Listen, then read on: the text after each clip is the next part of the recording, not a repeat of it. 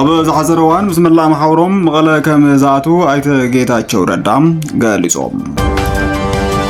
بهند بتاع حمام أبجد لنا هاللو زعرفة تقرلهم باتشو سيوم سنة سرعة قبرو مهنات بمقوار كلن جنبارات سراوي تحيل سلام تقرأي مجلس حزن أوسيان وروي لعلواي مرح شعبية جنرال سبحات يفرم دحريشهم وانت نحمام عماوتي ناب نورت عنو كم استمرس ترقاقيزوم سلام تانا أننا بزالهم ويبصحهم كبراتن كبرانن ازي رو رامي دايم انه تقوز حبريت عزارات ازنا لكم قريبنا لنا كاب مبعتاك ساب مودعتا مدبنا حابيركم ناقب صنحو بخبرين عدم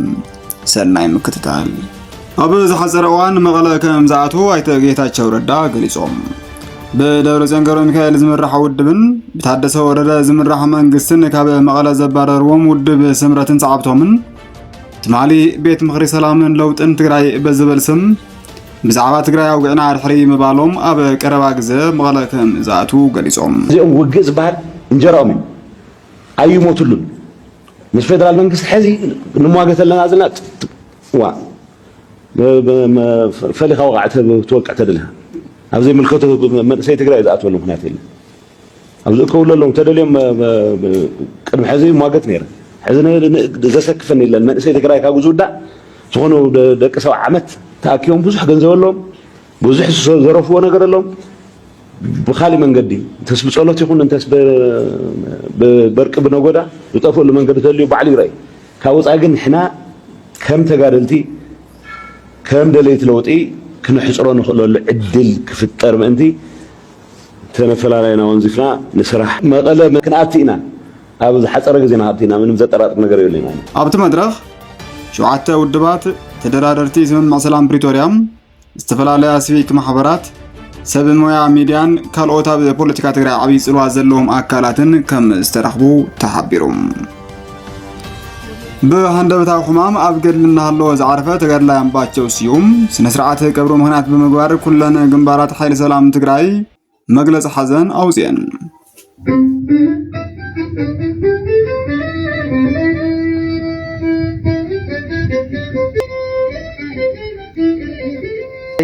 ማእኸል ወታደራዊ ኮማንድ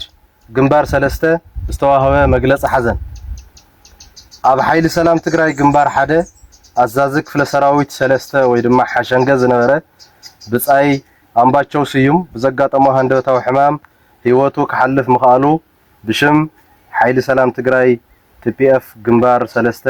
ዝተሰምዐና መሪርን ከቢድን ሐዘን ንምግላጽ ንፈቱ ማል ዘጋጠመ ግን ሁሉና ብጣዕሚ ዘደንገጸን ዘሕዘነና እዛ ይኾነ ነሩና አምባቸው ዲሌት እዛ ይኾነ ነሩና አምባቸው እንብት ብዙሕ ሐሳብ ነርዎ ብዙሕ ዲሌት ነርዎ ብዙሕ ህዝብ ትግራይ ለውጥ ከምስ ይጽዕር ነይሩ ኣብ ሕድሕድ ማዕልታዊ ስራሕቱም ኣዋዝ ዘለኹም ኮሚቴም ኣሃድም ትፈልጡኹም ንሕና ምስክርና አምባቸው እንተ ዓይነት ተጋድላይ ምኻሩ ንውሕ ለግዜ ሕና ንፈልጠና ኣይተዓደልናይ ምሳና የለ ለማዓልቲ አውናት ሐዘን ውዕልና ለና ከም ሰራዊት ሐዘን አውሽጥና ገይርና ናይ አምባቸው ናይ ባዕልናይ ናይ ህዝብናይ ድልየት ናሻኹዖ ዝወጣና የለበረኻ ናይቶም ብጾትና ሓደራ ሕዝና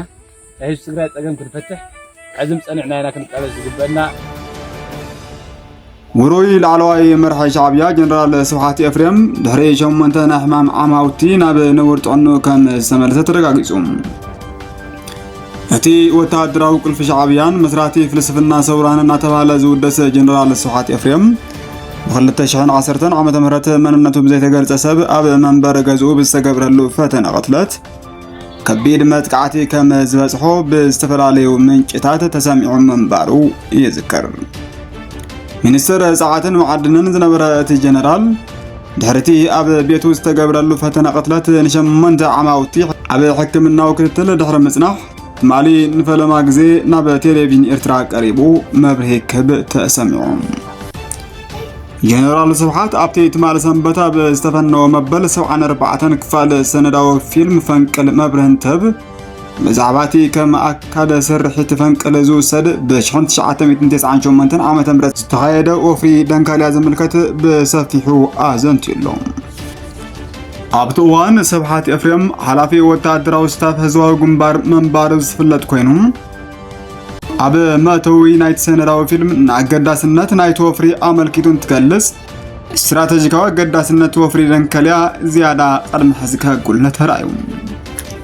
ንህሉ ኩነታት ጣዕኖ ይኹን ሓፈሻዊ ቁመንኡ ዝፍለጥ ወግዓዊ ሓበሬታ እኳ እንተዘየለም ንቅድምን ድሕርን መውቃዕቱ ዘሎ ምስሊ ብምንጻር ግን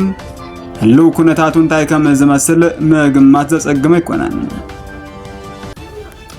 እቲ ቃል መሓተት መዓዝ ከም ዝተቀረጸ እኳ ብንጹር እንተዘይተፈልጠም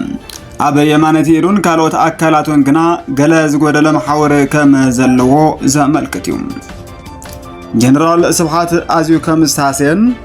ንሕክምና ናብ ወጻኢ ሃገር ከም ዝኸደን እኳ ቀዲሙ እንተተሰምዐም መንግስቲ ኤርትራ ግን ዓላዊ መግለጺ ኣይሃበሉን ጸኒሑ ኣምባሳደር ኤርትራ ኣብ ጃፓን ኣቶ ስጢፋኖስ ኣፈወርቂ ግን ንስብሓት ቅልጡፍ ሕውየት እምንየሉ ነዚ ናይ ፍርሓት ስራሕ ድማ እኹኖ ክብል ኣብ ትዊተር ገጹ ጽሒፉ መንባሩ ዝዝከር እዩ እቲ ንጀነራል ስብሓት ዝበጽሖ ሓደጋ ብሓደ ኣብ መንበር ገዝኡ ኣድቢፅ ጸንሐ ሰብ ከም ዝተኻየደን እቲ መጥቃዕቲ ዝፈጸመ ሰብ ድማ ኣብ ትሕቲ ቀይዲ ከም ዝኣተወን ተሰሚዑ ነይሩ እቲ ኩነታት ብመንግስቲ ዕላዊ መግለጺ ስለ ዘይተነግረሉ ብዙሕ ኣዛሪቡ መንባሩ ዝዝከር እዩ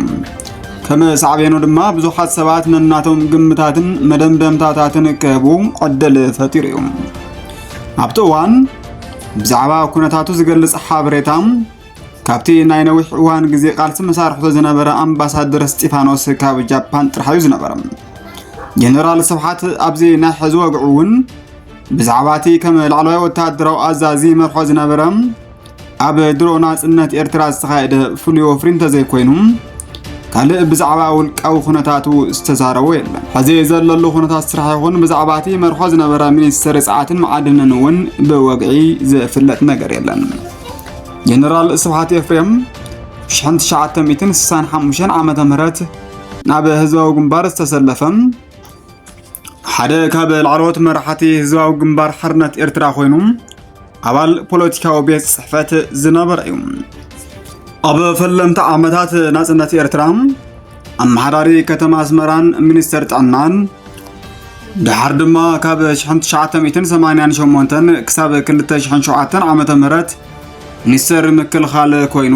ኣገልጊሉ ድሕሪዚ እውን ክሳብ እዋን መውቃዕቱ ሚኒስተር ጸዓትን መዓድንን ኮይኑ እንዳሰርሐም ጸኒሑ ክቡራትን ፍትዋትን ንሎሚ ዘዳለናልኩም ትሕዝቶ እቲ ክትከታተልዎ ጽናሕኩም ይመስል ነይሩ ንምክትታልኩም ካብ ልብና መስግን ብቐጻልነት መደባትና ቀልጢፎም ክበጽሑኩም ላይክ ሸር ሰብስክራይብ ብምግባር ቤተሰብ ኩኑ ሰላም